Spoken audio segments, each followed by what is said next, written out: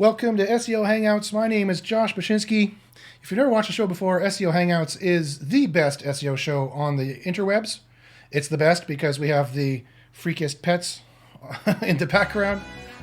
And I have to mute my mic, of course, as per usual. Welcome to I've SEO forgotten Hangouts, to mute it. There we go.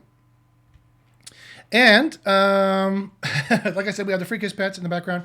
And we have the most stringent SEO knowledge, the most stringent SEO testing. We have the most advanced SEO testing. I don't think there's any other SEO groups out there have done the testing that we've done at the levels we've done it. And so you're in the right place for SEO knowledge. I'd like to introduce my guests I have on the show today. I have Melissa, our Facebook expert. Hello, everybody. And we have Darren, who is one of my apprentices in my mentorship group. Say hi, Darren. What's happening? Not much. We were just talking about the weather. And Darren is in the central United States, Indiana, correct? Yep, Indiana, Indianapolis. And we have sun and blue sky here in Canada, where it's supposed to be cold. Yeah, I have gray and 52 degrees. So he was complaining about that, and we were trying not to gloat. Is what we were trying not to do. So let's talk about what's new. Today's show, I'm talking about the Florida update. I'm talking about the sneaky Googlebot. I'm talking about beware of fake science. If you have any SEO questions, please ask them at the top right-hand side up here on YouTube. You should be able to, or it's going to be the left-hand side now, I believe. Yeah, it's going to be over here. Because I'm streaming from OBS, it's going to look different. So you're going to be on that side probably. I don't know. You'll see the chat. It's on one of the sides. Go ahead and ask your SEO questions there. Go ahead and type them in with the asterisk so I can see them. And we've got some really interesting information for you today. I'm going to talk about... hello, Ryan. So I'm talking about the Florida update. Ryan is one of my apprentices. Ryan, if you don't mind muting yourself, or unless you want to talk. If you have any SEO questions, please... Perfect. And I'm going to get my questions on the cell phone here so I can answer them there. And then we'll be all good. Perfect. So today I am going to be talking about... Hi, Ryan. Just so you guys know, I'm streaming through OBS now. So this is I've got a, just in case you're wondering what I'm doing, I've got a Google Hangout that's streaming through OBS. And so we can see your chat if you guys are chatting there. So don't say anything nasty because we can see your chat popping up on the screen. I'm not streaming this in the normal way. I'm trying to stream it through OBS. Trying a few different things. Trying to improve the show. Yeah, trying to improve the show, do some different things. So today, like I said, we're going to talk about the Florida update. We're going to be talking about what new things they did there. And I think we're going to have a perspective, I think, that you're not going to hear in any other show. We found some very interesting things about the Florida update that no other show has been talking about. And I don't think anybody else knows. Due to our scientific testing, some of our SEO seismographs went off. Let's put it that way. Some of our canaries in the coal mine went whoop, and we're like, wow, we had a SETI signal. The aliens talked to us. And so we're going to kind of tell you what's going on there, tell you about the new Googlebot stuff that's going on. I don't know if you know. And so we're going to share that all in the show. So like I said, either on the left-hand or right-hand side, I don't know which side it's going to be because now I'm broadcasting on OBS. There's a chat there. You can ask me SEO questions. I'd love to try and answer anything that I can for you guys, try to help you guys out. Please put it with asterisk so I can see it with my big Coke bottle glasses. You see? That's what it looks like. It magnifies the ego 10 times. And I will try to answer. It'll be my pleasure. Hi there, Greg. How you doing? And there's about a 60-second delay, I think. So I hope you guys can hear us all right. If you can't hear us, if something's wrong with the audio, please let me know because I'm trying a new setup. So I'd like to fix any problems if there's any problems. So before we get to that, though, Melissa, Ryan, Darren, how you guys doing? What's going on with you in your neck of the woods? How you feeling? Well, I'm awesome. My neck of the woods is Facebook ads and Facebook primarily, social overall. And of course, Facebook, if you type Facebook news today, you're going to see Facebook critiqued. So with the coverage and such of the shooting last week in New Zealand. So what we've been seeing is changing in audience targeting. We're losing a lot of it and changing things around, which we've been seeing for some time now. So just watching that, and when you're doing your ads, you have to be a little more crafty and creative when you're looking for your audiences, but it's still the best way to laser focus and target. Yeah, I find that very interesting. So today I was asked in our mentorship group, and this question comes up every now and then. Should we be using Mechanical Turk or micro workers to try and fake traffic to go to pages? And there's a lot of reasons why I would say no, don't do that. But one of the best reasons is that if you're doing Facebook ads right, you can get the clicks down to like a cent a click. It can be way cheaper, in fact, than Mechanical Turk or micro workers. Can you tell us a little bit more about how you get your campaigns down to a cent a click? Sure. Yep. Those 1 penny or 2 penny clicks are a few things I would say that I've had success with. Are definitely leaving your targeting for location worldwide, because it goes broader. Of course, it gets served up to more people. Most businesses are trying to serve up to a North American, or at least the big five, being Canada, US, UK, Australia, New Zealand, English speaking. Those clicks tend to be a little more expensive. However, you can still get them down to about 4 cents. And I have gotten them down to 2. Haven't hit 1 with the big 5 yet. And you just get happier traffic because it is targeted based on interests they've specified, and such things, such as job titles is a great one we still have and can use, that is useful in making sure those ads are focused at people that want to see what you're serving up. Right. And the importance of that also is to get on there as quickly as possible and to use that stuff before Facebook takes it away, really is kind of the issue. Yes, exactly. We lost so much last year in targeting, and it continues to go that way. So use it while you got it, guys. Use it while you got it. And of course, this is also important for SEO as well. I know I've mentioned on the show previously, and I can't go to too much details now because of all the scientific testing we've done. Of course, I have to have the paywall for my mentorship group. If you're interested in joining my mentorship group, it's at secretseo.guru. I will try to reduce the advertisement for that because that seems to piss people off. But I have to kind of restrict what I say a bit. But happy traffic really is the key word there, happy. And, just think outside the box as to what that could do for Facebook, not only getting Facebook sales and stuff like that, but what it could also do maybe possibly for your SEO. Just saying.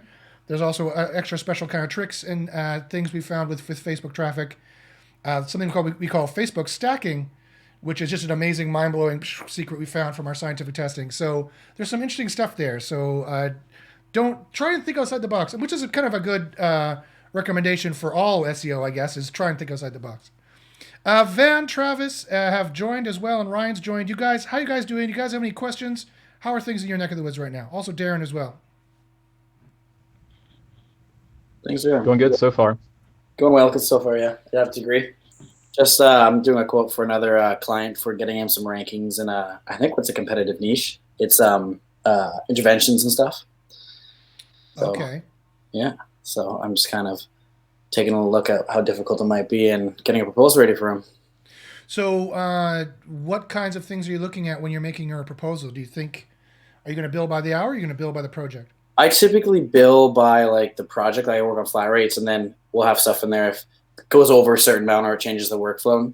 I just find it easier for everyone personally, but because it's, ranking stuff, I'll say, this is flat, but depending what we have to do each month, some of the total price could fluctuate because maybe we'll have to do more speed or get more content writing or. Right. Yeah. That's that's a good thing to mention. And just out of curiosity, I don't know if Ryan, if you care if we ask, but did you find your work on Upwork, or where do you go to find your SEO contracts? I've been all kind of word of mouth here in the Cowichan Valley, to be honest. I did a few projects a while ago, and basically said, hey, if you guys send someone to me, I'll give you 10% off of whatever they signed with off yours, and I just kind of get projects coming to me. Yeah. Although I need to get into Facebook ads. Yeah. So, I mean, I'd like to say that I'm glad you said that because I want to kind of put that out there. A lot of people email me and ask, Josh, I love your information. I've been able to rank sites by it. Thanks very much. But how do I monetize this knowledge is the question. And both my students in my mentorship group, which most of you are, except for Melissa, she's an instructor there. Both the students there ask me, how do I monetize this knowledge? But also people who listen to the free show ask, how do I monetize this knowledge? And don't underestimate Upwork. I've had students who've gotten over $1,500 in contracts in a single month on Upwork. If you just know how to use Upwork, know how to bill there, know how to talk to people. But also what Ryan just said is that if you're in your local area and you know people, word of mouth works, right? Word of mouth is still great marketing. It's kind of what Facebook tries to Usually emulate. gamify really, digitally, and so that'll still work. So if you're in a local area, you're not sure if you should be trying to get contacts or clients locally, go to a breakfast, one of those breakfast meeting clubs. Go to one of the best places to get clients is to go to the golf course, right? Go to all these places that all the local people for local sales go to, and see if you can scare up business that way.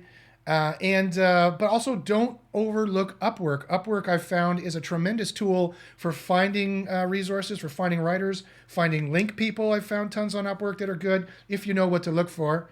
Got to be careful there. So email me and ask me questions, or join my mentorship group to find out the best kind of linking to do. I don't want you to go hurt yourself, but you can, even with the best white hat links that obviously Josh is only using white hat links because of science.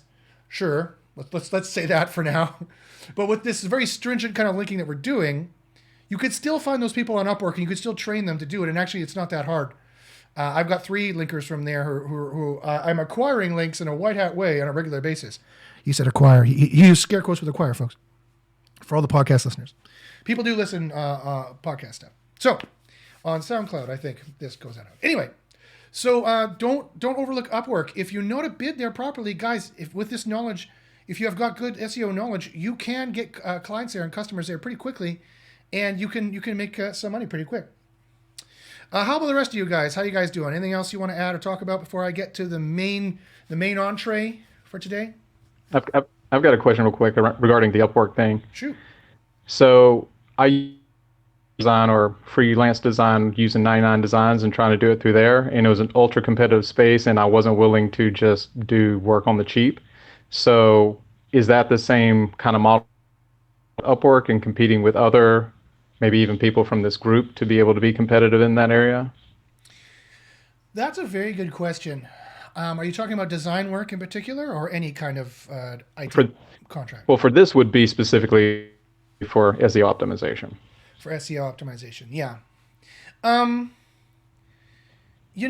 There's enough work for everybody. There's enough work out there for everybody, and I find a join 'em instead of a beat 'em kind of methodology goes much further. It usually, at the end of the day, we're all competitors, sadly, and so in some way we're kind of all competing. But there should be plenty of work out there for us, even in this day and age when Google's trying to kill SEO and kill SEOs and kill small businesses and just have large brands rank because they're the large brands. There's still room. There's still room there for us to do our work and to do good work there for people. So I think you just gotta keep plugging away. You just gotta keep grinding. You gotta go and bid on the projects and I've gotten plenty of projects from other SEOs they don't want to do, and I've sent projects to other SEOs that I didn't want to do. If you have a network of friends like Mike Pierce, Jordan Pierce, we all share projects. We all send projects back and forth. Also Clint back in the day as well, stuff like that. Even Chase back in the day, I sent him some work back in the day when he was my protege. So it pays to have friends, and it pays to be able to trade contracts like that. Everyone's got to make. There's enough money for everybody. There's enough work, I think, on the table for everybody. You just gotta plug away, and yeah, at the end of the day, I mean, if they bid 1,000 and you bid 900, then you'll get the job, hopefully. And it's no hard feelings. It's just work, right? At that point, because everyone's got to eat, everyone's got to make their money here. So yeah, whether or not you'd get a better chance at doing that on Upwork versus Design 99. Yeah, web designers are a great place, and web design forums is a great place to pick up SEO work. So instead of just Upwork, there's other forums you could use, but I find Upwork is so easy. They've made their system so beautifully easy to get the work you need. There are tons and tons and tons of people on there who need work. You can pick up contracts very quickly. And even if everyone, overseas, we love you, guys in India, guys in the Philippines, by all means, make your money, do your thing. I wish you all the best. I love you guys. I wish you all the best. And even if they can really undercut people of the West, I don't know where you're from. You sound like you're Western, but even if third worlds can really undercut first world countries, it doesn't matter. There's projects on every level of every tier, and there's projects at the lower levels, there's projects in the mid, there's projects at the high. So I guess my message is just go on there and do it, and you will, if you stick to it, you will get the contracts. If you like to do client work, I could do a whole show on doing SEO client work. That's a full show at least, if not a full course, of how to deal with clients, how to manage their expectations, how you should be talking to them, what you should be promising them, how you should deliver stuff back, how many phone calls you should have, et cetera, et cetera. If you guys want a course like that, put it in the chat and let me know, or in the comments and let me know. If you want me to do a full course, I've done it before, but I can do it again, a full course on how I would handle SEO clients, assuming I know what I'm doing there. I've been doing it for a long time. How I like to do it anyway, and how I would manage their expectations, and how I would deliver feedback and provide results. I would be happy to do that.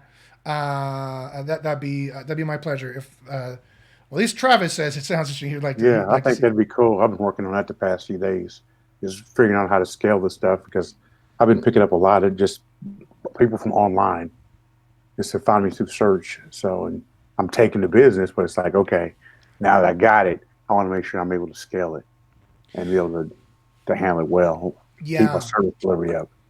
Yeah, scaling is the big problem. It's how do you scale it? How do you make sure you've got enough throughput to do all the work? And that's the problem. And really, everything when it comes to a client, I'll just say this and I'll move on because I want to get to this Florida update. There's some crazy stuff going on. I'll just say this: when it comes to clients, it comes to anybody in business. Period. If you're an in-house SEO, if you're an affiliate SEO, if you are a client-based SEO, local or global, doesn't matter. What I'm about to say applies to you in some level. It's all about managing their expectations. Managing the expectations of your client, managing the expectations of your boss, managing the expectations of your suppliers, managing expectations. It's all about clear communication and clearly giving out your BATNA, right? Your position that, okay, I want this, this, and this. I will do this and this. It'll work like this, this, and this. I repeat, I want this, this, and this. I will do this and this. It'll work like this and this. That's going to set all the expectations with everybody, and they're all going to know what they're getting, what they're not getting, what you're going to do, what you're not going to do, and how fast it's going to go. And as long as you manage your expectations, the speed you go at is not important. You just want to achieve what you said you were going to do, or maybe slightly exceed it. That's all that you need to do at that point, as long as you've been clear in what they're going to get. The mistake is, I find SEOs do is they're like, oh yeah, sure. Well, what are your keywords? And then they don't have enough communication with the client. And it's a fine line between having too much communication with the client and too little communication with the client. Because in my experience, a lot of clients will talk your ear off and want to really communicate with you a lot. And that's not the best thing for the project because it's eating up your time. Ryan says, same with websites, need to manage the expectations of the users.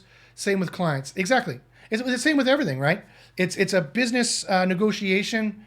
It has to be done kind of above board, and everyone, it's much better usually in all these neck of the woods when you're above board and you say, I want this, this, and this.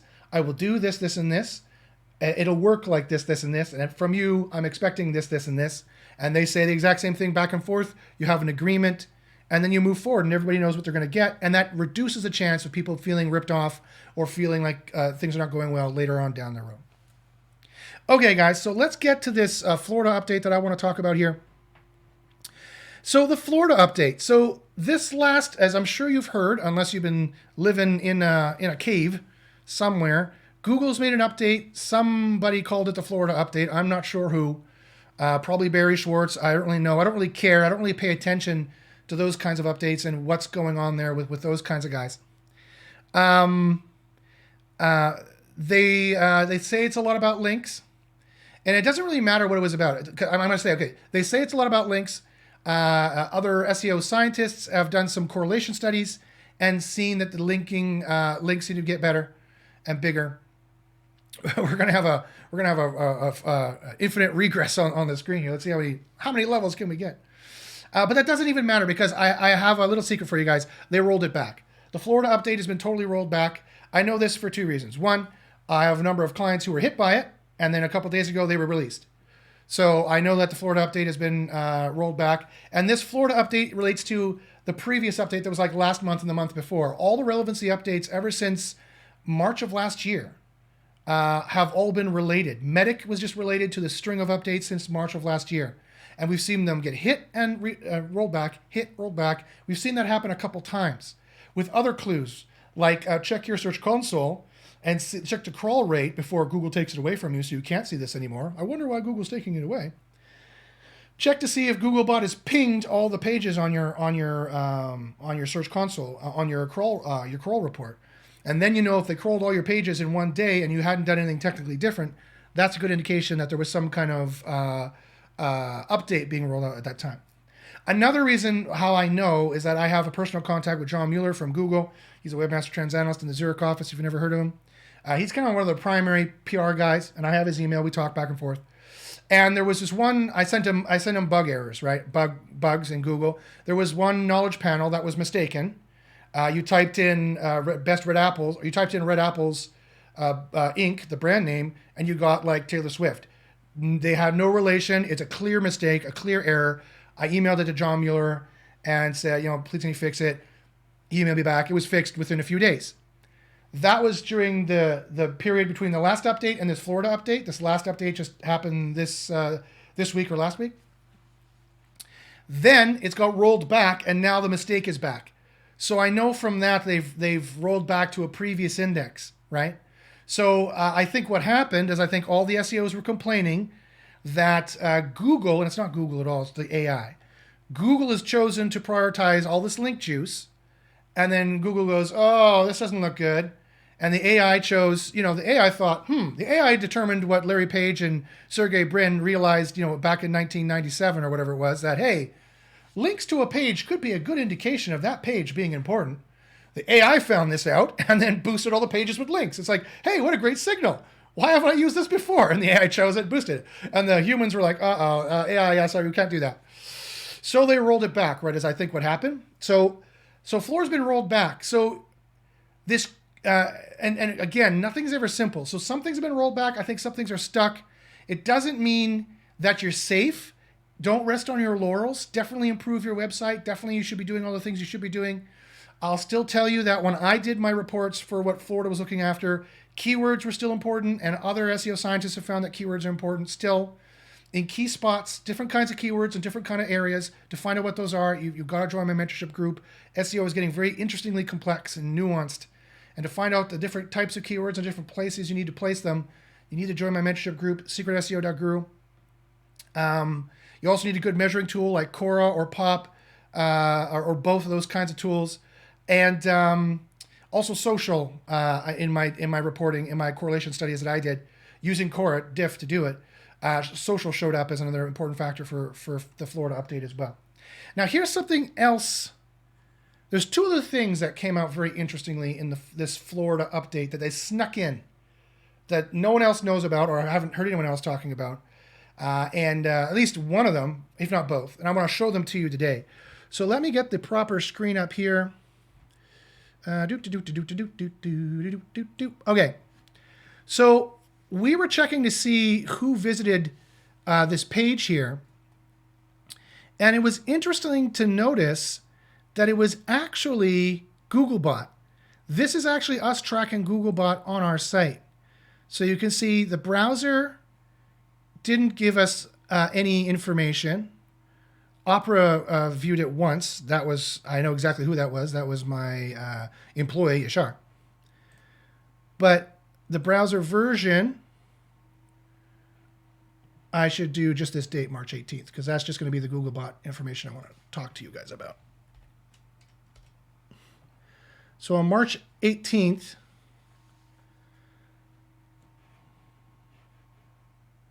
actually, let's just do March 18, unless he visited it a second time.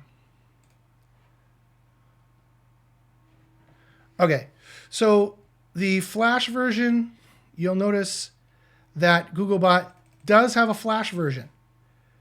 Googlebot visits it twice here. Let me show you the network domain. How do I know it's Googlebot? Because it says Googlebot. Googlebot now registers in Google Analytics. Can you guys see that? it now registers in Google Analytics, and it will give you the network domain of googlebot.com. You can check that on Wikipedia. You can also check that on Google's various...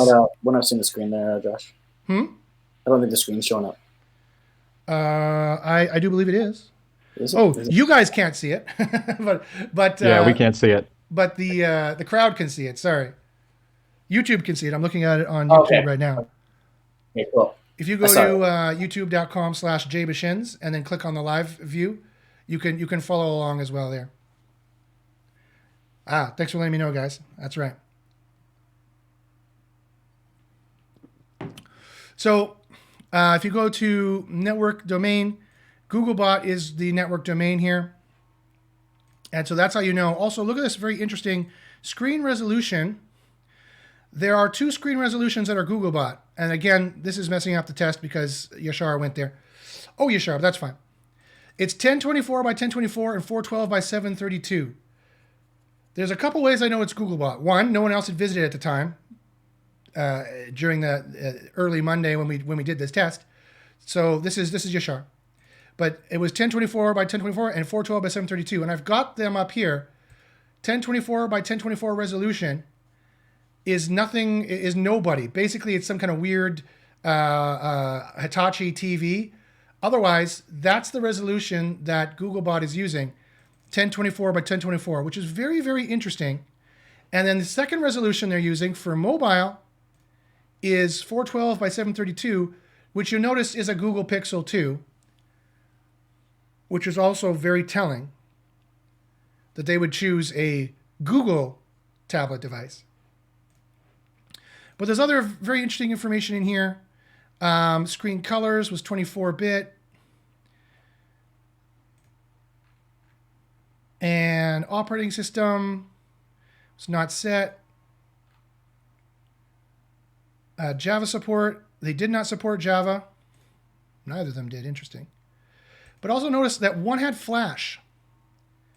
Flash had, the Pixel has Flash. That showed up for the Pixel.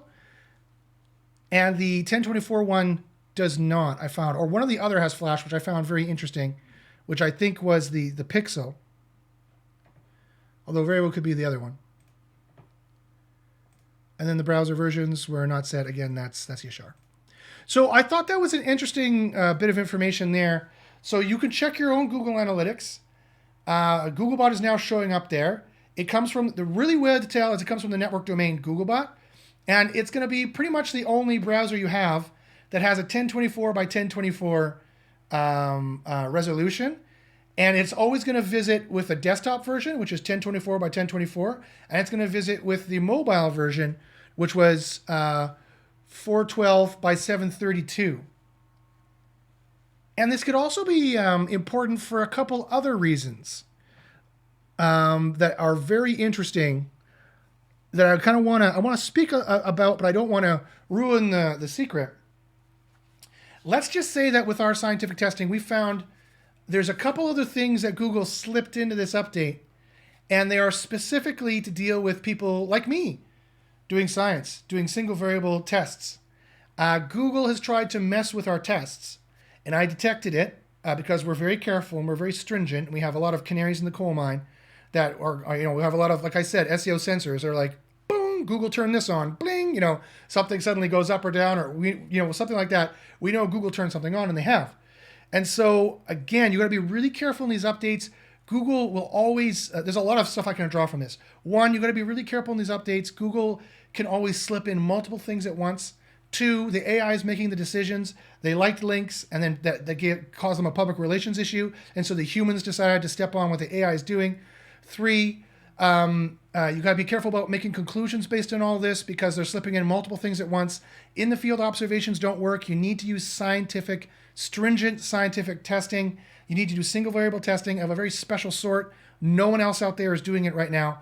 You have to take very special privileges and differences depending on what's going on with Google, and no one else is doing this kind of testing right now. So you got to be really, really careful about making 10,000 foot diagnoses about looking at links and going, it's probably links, or without tens of other data, or or oh, it's eat or whatever, blah, blah, blah, and saying it's this or that kind of a deal. So Google has been, you got to be really careful, guys. Google is stuffed a lot in this Florida update. There's a lot of different secrets going on, a lot of different things going on there. You got to be really, really careful before you just look at it and make an off-the-hip determination as to kind of what that could possibly be or what's going on. Okay, and then the last thing I want to talk about again was beware fake science. So that's all well and good, Josh. Thank you for telling us that we need to be careful when we need to do science and scientific testing when determining what the ranking factors are, so we can construct theories based on facts as to what ranks, as opposed to basing our theories on guesses and conjecture, which Google is purposely trying to mess with, both actually, but mess with this especially. The problem there is, how do you do that? Well, take a look at my video from last week. I did a whole presentation on scientific testing methods for SEO, what makes them good, what makes them bad, what makes them work, what makes them not work. So go check out that video from last week. The other thing is you gotta really start thinking scientifically, and sadly the onus is on us, the onus is on you, the onus is on everybody in the industry to be able to differentiate good science from bad science. I've said this before. Now that the genie's out of the bottle, now that Pandora has opened that box and SEO science is out and let out this little rabbit and all other kinds of SEO science goodies, now everyone says they're doing testing. Matt Diggity says they're doing testing. Chase says they're doing testing. Other groups I won't mention are saying they're doing SEO testing that you might think are safe. You might think you can just trust what they say. But you really can't operate that way. And I'm included, myself included. At the end of the day, I need to be able to provide evidence to you and prove to you with the tests I'm doing and show you what's going on to prove to you that what I'm saying is a fact, is true. And you got to really listen to, and that's kind of the standard that you need to kind of hold yourselves to. All of your budget is on the line. All of your money is on the line. Your job is on the line. The rankings of your website are on the line. We got to have more stringent scientific testing, and we got to be better scientists ourselves, and we have to be better adjudicators of science ourselves. And here's one. So here's a tip you could use to try and determine the case. For some reason today, I don't know why, 3 separate students of mine have come to me and asked me about EAT. I don't know why this is. It's suddenly come up. Expertise, authority, and trust is what the acronym stands for. Now here's the problem. They're like, have we tested EAT? We got to test EAT. We got to eat, blah, blah, blah, blah, blah. And I'm like, okay, hold on. Whoa, whoa, whoa, whoa. Here's the problem is that EAT is a vaguism. EAT is a non-scientific determination. It's like saying, we have to test faith. What do you mean we have to test faith? Like, we have to test HJ9. Okay, what's HJ9? It's a vaguism, right? We can't just test expertise, authority, and trust. Well, what exactly is expertise, and what exactly is authority, and what exactly is trust? And you could break those down into specific things like, okay, we need to test rel author. Is rel author a ranking factor? Okay, fine. That's a specific thing we can test. We need to test if rel publisher is a ranking factor. Fine. That's a specific thing we can test and has been tested. I know the answers. But just saying some SEO told me I need to put my address in here, or I need to install a whole bunch of microdata, or I need to use a terms of service, or I need to use a contact page, or I need to do any of these things or all of these things, and this will magically save you from Medic, an update that was months ago, well into last year, half a year ago. That's just false. That's just not scientific reasoning, right? That's nothing but, that's just mere speculation. So I'm just trying to protect you guys. You guys have to be more careful. You have to listen with a more critical ear.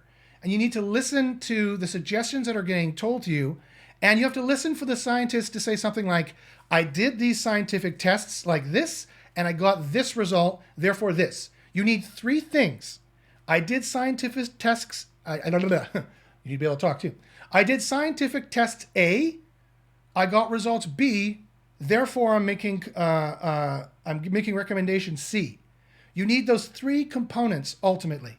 I did scientific test A, and it has to be truly scientific, and you have to see the test and see that it was scientific and done impartially and in an industry-leading way.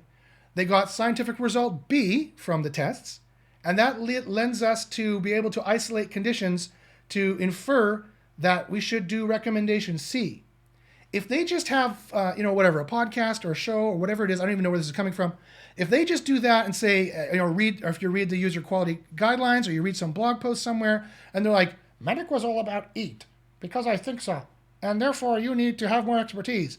That means links. So go buy links. Like, that's complete and utter speculation.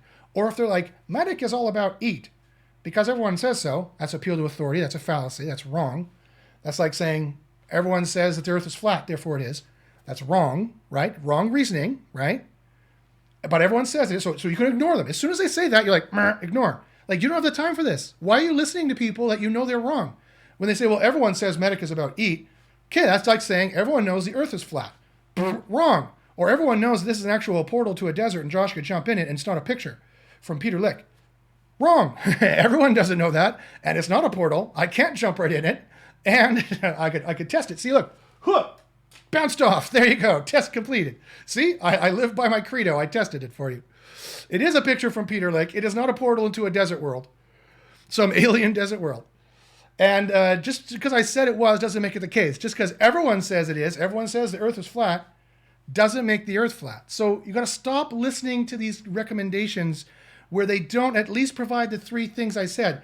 At least the first step is they have to say that I did a scientific test to prove this specific scientific thing, not a vaguism, not eat, but a specific thing that we could consider eat or part of the EAT acronym.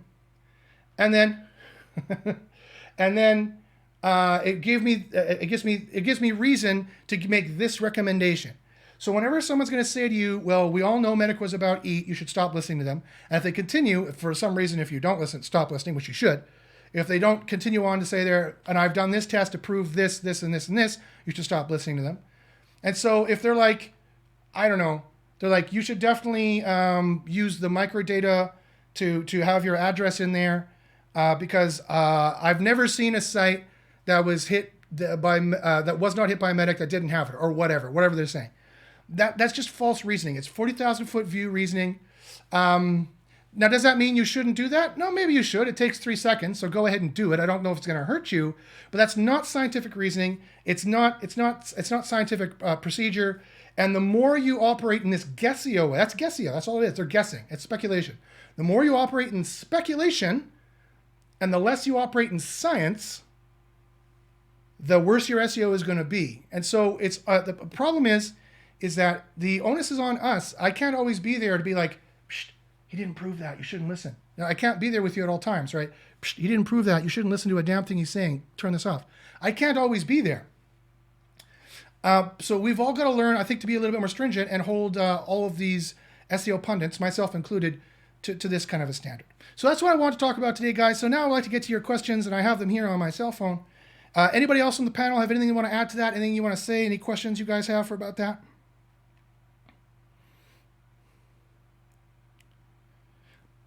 Okay. I have no questions about it. It makes sense. Okay, good. I'm glad it made some sense. So like I said, guys, if you have any other SEO questions, please ask them with some asterisks, and I'll be happy to get to them. NR asks, AdWords is a bigger ripoff than Facebook ads. This is true. AdWords costs a lot more than Facebook ads usually. But in terms of cost, I think you run Facebook ads with giveaways. That would garner more attention and action over AdWords. Melissa, what do you think about that? Yeah, it depends what you're doing. You can get into trouble with contests, of course, but it can garner attention. Again, it depends what ad you're running. If you're running an ad to your Facebook page, or if you're running an ad that you're looking for traffic to your website, I mean, those all come into play. Overall, though, Facebook ads are, I can say, in the field is definitely cheaper than AdWords in our experience that we've had every single time. So yeah, Facebook is definitely cheaper, but Facebook is not keyword traffic, and Facebook is not it's not low in the sales funnel traffic. Usually Facebook traffic is higher up in the sales funnel. So if you want them to perform a specific task like buying a product, Facebook might not be the best place to go. In fact, you might be better served going to Google Ads and targeting search phrases where they want to buy red apples. They're at the low end of the sales funnel. They want to purchase those red apples, and that might be where you want to go to get, if you want to get conversions. You actually want to get sales for your marketing dollars, as well as, if they're converting enough, actually getting some good SEO signals from it as well. The one thing I would just add to that, though, is make sure you have you're using your pixel, you're using in-app advertising. So in Messenger converts really well further down the funnel. Keep using that. If you're just using cold one for one, then yeah, it's definitely, as Josh said. If you can couple the pixel with it, however, and your email list and all those other things, then suddenly it becomes much further down the funnel. Yes, you're totally right. I forgot about that. Vin Ray says, best way to optimize Facebook cold audience. What excluded audiences would you use for this? I guess it depends what you're doing. I would watch a couple things just randomly off the top of my head. A couple things I would watch is that engage shoppers option. So I would, can I just say split test everything? Is that fair? I would do audience split testing. And you can, if you use the A/B split testing in Facebook, you can split test quite a few audiences at once. The engaged shoppers, it's a funny one. That's one that I actually end up, if I'm honest, excluding a lot because it doesn't always pay. But when it does, it's great. So split test that one out in your detailed targeting.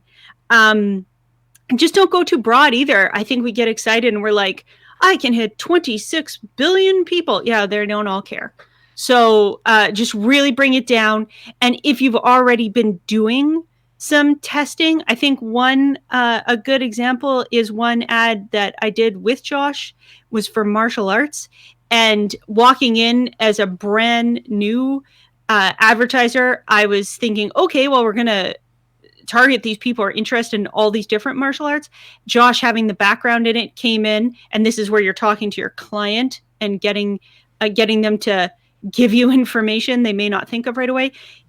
He knew that in the location we were looking at, the schools already have their people. So you're not trying to steal from other schools. You're looking for people who aren't already training. And we hit up people that were interested in martial arts movies. And that turned out we got traffic for that much better. Yeah. You got to, Facebook and Google ads, of course, they're going to try and serve you up all kinds of keywords to bid on and all kinds of audiences to bid on that are only vaguely related or not related at all. So at the end of the day, you do have to take control of it, of course. I'm planning on doing a Google ads, a little tutorial later on, both for video ads and for regular global search at Google AdWords. I am not an expert on AdWords by any stretch of the imagination. In fact, Yashar and I get into huge fights. He's like, you're doing it the wrong way. And I'm like, I'm doing it the way I want. So I have some off-the-wall ways of doing it. I don't know if they're good, but we've got some results. And so I'll plan on doing that for you in the future. Some person, that guy always has his name, or this girl guy, non-gendered individual. I don't know who they are. They ask, are happy Facebook visits for example, from Malaysia, good or bad for USA-based website? That's a very interesting question that I cannot answer here on air. You have to join my secret SEO.guru group, my mentorship group, to get the answer. But I can tell you that the traffic from Malaysia would either be very, very good for USA or very, very bad for USA. Who knows which one it is? Science does, actually. You're going to have to join the group to find out. But I wouldn't just run that willy-nilly to find out. NR says, it's best to run Facebook video ads that goes into a ManyChat bot system, and through ManyChat, you can send them to a giveaway offer, making much more of an impact and viral effect. Then he continues to say, check out Design Pickle Unlimited Designs for one flat price per month, unlimited designs. So I don't know if that was just an advertisement for his unlimited designs, or if that was a genuine suggestion. But he says you could run them through a ManyChat bot system, and then through ManyChat you can offer them a giveaway. Melissa, have you ever heard of this? Do you have any cautions about this? It's not something I'm personally have run myself, so I would hesitate to say too much about that. Fair enough. Other than you did say you have to be very careful about what you do with giveaways. Yep, definitely. Okay, there's someone who knows just what to say, unlike her husband, who says too much all the time. Kelvin Lee says, +1 vote for client SEO course. Okay, I'll consider that. Your +1 vote has been duly noted, Kelvin. Baxter says, why don't you have your own web shop affiliate site if you're so good at SEO? Oh, I love these questions. I came to this realization myself early on SEO. I gave great results to my customers and figured I should just do me. You know what, Baxter? I used to do affiliate websites exclusively for the most part because they make so much money.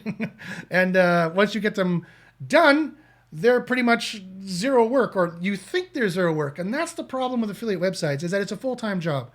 It's not easy finding the next hot niche. It's not easy running 5 websites simultaneously and having them to be of super quality. It's a huge myth in the SEO industry that affiliate is easy. It's not easy by any stretch of the imagination. It is a full-time job. And I have a full-time job doing a mentorship group. I can have a full-time job doing client SEO, or I can have a full-time job doing a mentorship group where my talents lie, or I can have a full-time job doing affiliate. But don't get me wrong, if the mentorship group ever goes south, or I just get tired of students, I'm like, stop asking me questions. I will definitely look back at affiliate. I'm definitely trying to build some affiliate sites now. It's just that, dude, it's a full-time job to do it right. You got to hang out with those people. You got to go to the affiliate conferences. You got to go to Vegas.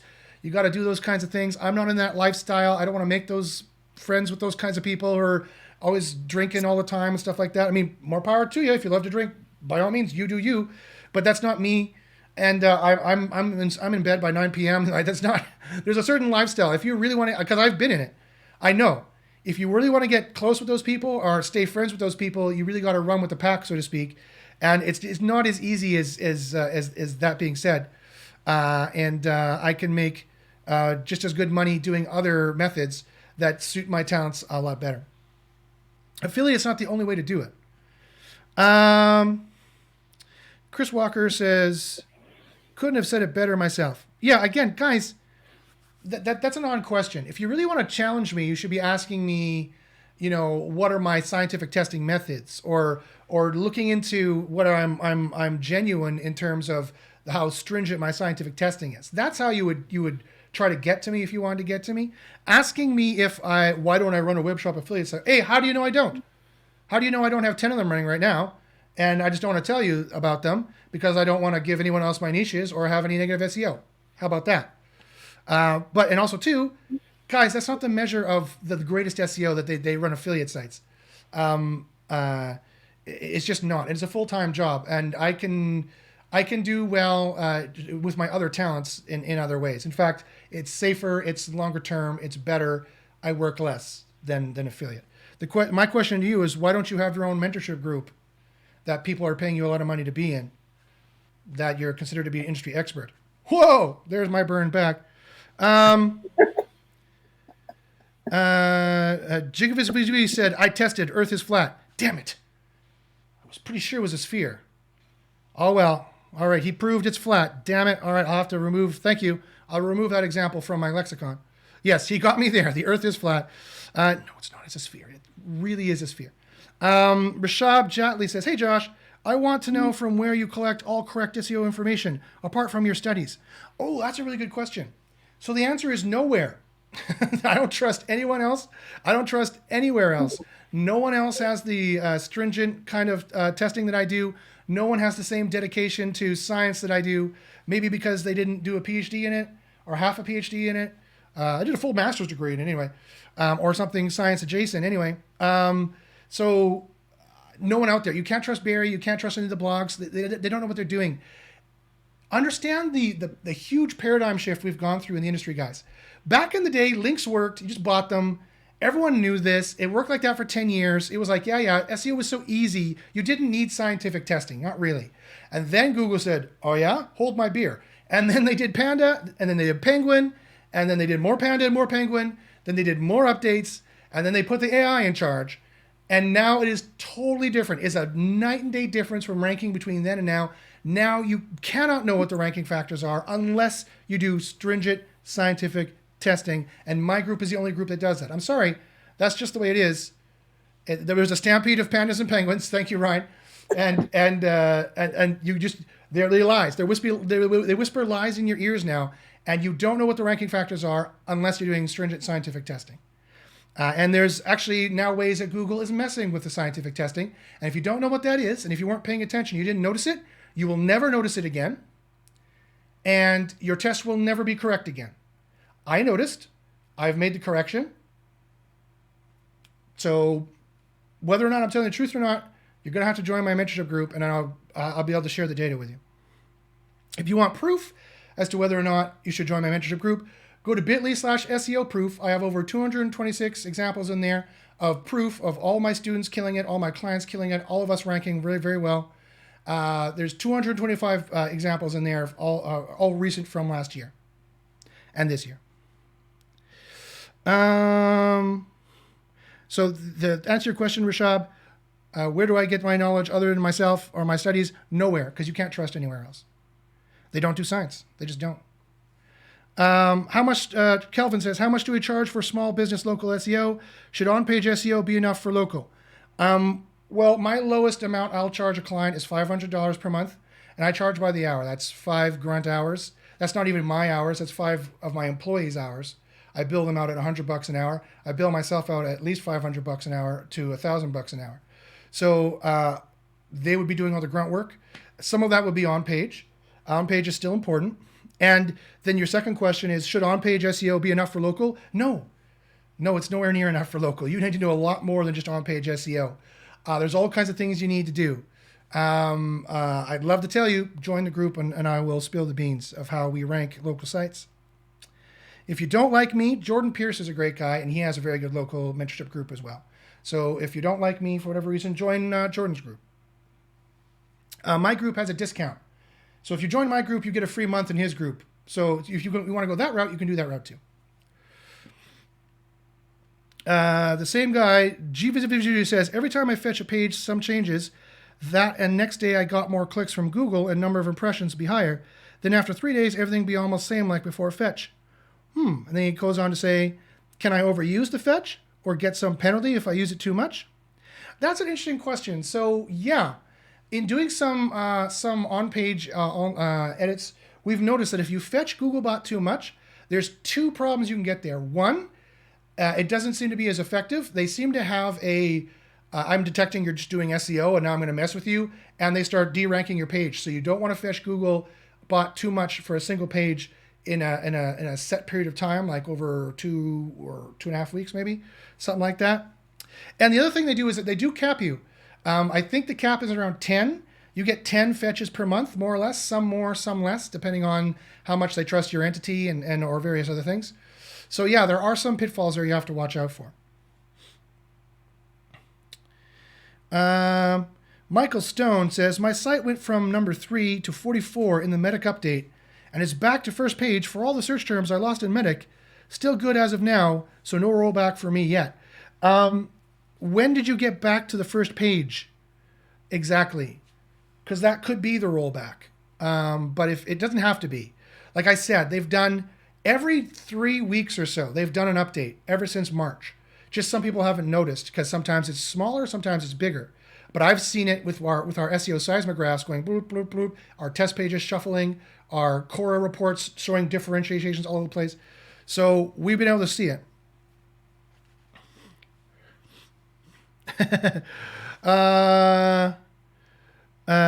Demand Geo Gardy says, show us a test. I just showed you a test. I proved that wasn't a portal to a desert. And the piece of tape bounced off. So there's your test. If you want to join the group, I'll show you all kinds of testing. The testing is for paid members only. It's far too valuable for me just to give away for free, but good try. Chris Walker says, I was complimenting your analysis of the recent update, and that it's not related to EAT. Yeah, well, I don't know that it's not related to EAT, and I don't know that it is. EAT is a non-scientific designation. EAT is a vaguism. It's like saying it's related to angels. Maybe it's related to angels, maybe it's not. I don't know what angels are. I can't scientifically test them. People who speak in vagisms, non-scientific vagisms, are, to use the classic determination, not even wrong. They're not even in the game, right? The game is SEO science and doing real scientific testing. And if you're not doing real scientific testing, you're not even wrong. You're less than wrong. You're not even in the game. You're a guessio out there, on your soapbox, saying that if you pray to the angels, it'll rain tomorrow. Loony bin stuff. So I can't agree with you. I don't think it is. My personal opinion is I don't think it is. Because I don't see any evidence that it's related to anything concrete that I could vaguely describe as eat. That rhymed. I repeat. Oh no, oh no, I didn't want to do that. It'd be even worse if I said it to a beat. Sorry. I'll move on really quickly. Groan. Groan. Yes. Everyone please groan. Everyone please groan now. Where was I? Yeah, so Chris, I don't even know that it was or wasn't related to eat. I don't think so, my personal opinion, because I haven't seen in any of my testing that's related to anything that I could even vaguely pin on eat. But what is eat anyway? It's a non-scientific designation. As soon as someone starts talking in eat, or they start talking in DR, or they start talking in vagisms that can't be tested, or really are just industry-specific slang that everyone just kind of talks around, they're probably a SEO, and you probably can't trust a thing they say. And so seek people who have actual science, and remember, they got to give you 3 things if they're an SEO scientist. I tested this in this way. I got this result. It allows us to infer these conclusions and recommendations. They have to give you those 3 things, or be able to give you those 3 things after you've paid them, if it's behind a paywall or whatever it is, and then you can follow those recommendations. Rashab says, please tell me a few basic scientific studies basics. I want to start in myself, being honest. And you're going to watch my video too. Great question, Rashab. So the problem is it's getting really, really hard. It's getting super, super hard. So if you want to start out with scientific kind of thinking, I would suggest starting out with Quora. Quora is a great piece of software. You can get a 25% discount at bit.ly/get-Quora. That's going to start showing you correlations and how things correlate. I can show you kind of a, now the whole screen's going to go wonky here. So let me show you this diagram, right? Where is it? Why is it always here? So these are the 5 ranks of necessary SEO evidence. The worst is SEO opinions, and the best is single variable experiments. There's a certain way you need to do single variable experiments now. If it was last week, I would have said, sure, do it like this. Watch my video from last week, and you'll get a sense of what you need to do. But you might want to email me privately, because there's something special Google's done now, and we have to adjust our testing. Everyone in the industry, all other shows included, all other SEO scientists included, need to change their testing now. And if they don't know about this change, then all the results are going to be wrong. And they're not even going to know is the problem. And so if you really are serious about doing SEO testing, you're going to have to contact me, and I'll see what I can do about either making you an apprentice in our group or what I can do. But if you don't want to do that, then what I would start out is the second best thing here is the niche-specific correlation studies. And you can get Quora with a 25% off. We also have my group, my mentorship group has 30% off Quora discounts, and also we get free Quora demos every month. So, because Quora is our primary SEO measurement tool, so you can check that out. Jordan, the lovely Jordan Pierce says, hi Josh, hey Melissa, hope all is well. Yes, Jordan, we're doing great. Thank you for asking. You're welcome back on the show anytime. Michael Stone says, noticed it this weekend? Yes. Yes, this has all been very recent as well. Or you're talking about your specific, yes. So this is exactly when this rollback occurred. It was within the last week or two. This weekend would have been exactly the mark that I would say. So you very well could have got rolled back. Be very careful when they turn that off and continue, because Google is not just going to stop an update they were going to do because everyone complained. They're going to tweak the update and they're going to push it back out again. So now, Michael, now is the time to look over your site and make sure you're doing everything correctly, and to fix all the quality problems, to fix all the on-page problems, to fix the social problems, those kinds of things. We got a couple minutes here left, guys, so get your questions in here if you want me to answer some questions for you. Let me get back here. Lost my place. Oh, yeah. Jivijivijiv says, how you comment sites that work and earn great and has all do follow outgoing links. Affiliate links are do follow links.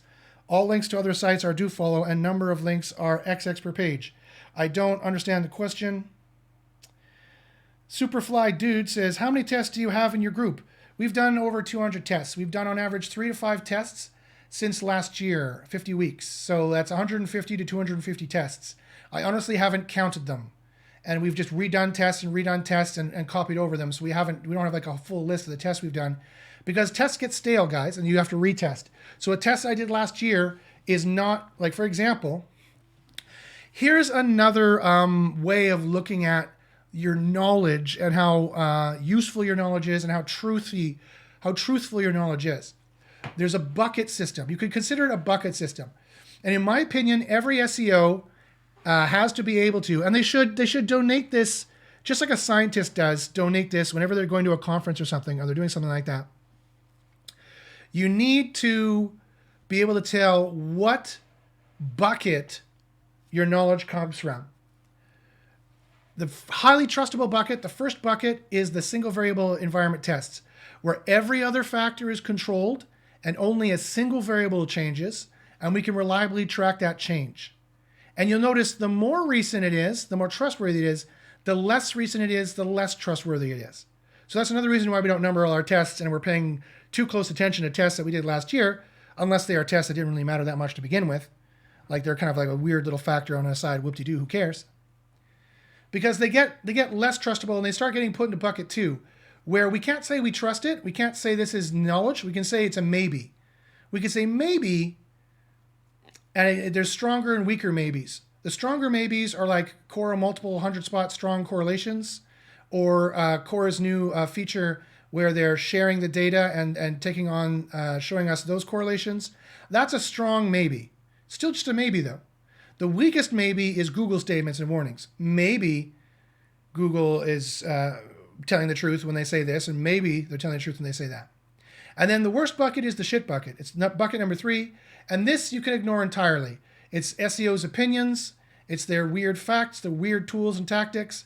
It's the new hot thing they're trying to sell you, like link research tools or the disavow thing or the link detox tool. They're selling it. Those are all reasons why you shouldn't believe it. And you should ask for their single variable test. What 3 things? 1, what was the experiment? 2, what was the result? 3, what is your conclusion, or what is the inferences we can make from that? Okay, let's see what other final questions we have here. Chris Walker says, exactly. I'm not sure to what, but Mike Kelvin says, hey Josh, would it make sense to use a mass page generator to see what ranks organically, then optimize and add content to each page once they're ranking in top 100? No, Mike. We've tried that. Google is pretty good at getting rid of that spam and then not trusting that domain anymore. So that would not be the method I would recommend. Jay Vizvigi says, are you testing to change all image on page alt tag to keyword that you want to rank? For example, all images on page to have the best red apple. Again, that's knowledge that we would have inside the mentorship group. You would have to join to find out. And last but not least, Michael Stone says, I mostly just 301 all the supporting pages that were somewhat related and deleted many. Seems to have saved from Medic. I repeat, Michael Stone says, I mostly just 301 all the supporting pages that were somewhat related and deleted many. Seem to have saved from Medic. Maybe not. Again, that's an in-the-field observation. That's a maybe at best. That's down here in bucket number 2. That's not for sure anyway, that's related to Medic. It's not for sure that it's related to any update. It's not for sure that that's the thing that helped you or saved you. So again, that's a non-scientific judgment, and I strongly recommend your judgments get more scientific, or Google is going to pass you by. Google is going to trick you, and you're thinking you're doing the right stuff, and all of a sudden, I see it every day. Every day I get emails from people that I was ranking fine before, and then suddenly, that's like the first line in 1,000 emails I get every year. I was ranking fine before, but then suddenly, that's what happens. You think everything's going fine because you're using in-the-field observations. You think you're smarter than Google's artificial intelligence. That's a very silly thing for you to think. And all of a sudden, it comes back to bite you in the butt. So I'd be very, very careful with that. All right, folks, I have 2 more questions. Can we just use pillar page strategy? I have no idea what pillar page strategy is. Again, pillar page strategy is one of these unscientific vaguisms that I would avoid. Anyone who's talking about pillar page or pillow pages or fluffer pages or skyscraper pages or silos, This all goes in this bucket right here, this shit bucket. That is where all of the silos and pillars and those things go. They have no proof. It's the new hot thing. We have reasons to disbelieve it. We have no reasons to believe it, and we have reasons to disbelieve it. And then finally, can you in one episode do audit for the same affiliate site and tell your opinion why same thing rank why or not? Not easily, no. Then Mike finally says, do image links deliver juice? I found a site ranking top 10 over hundreds of search keywords, and most of the links seem to be image links.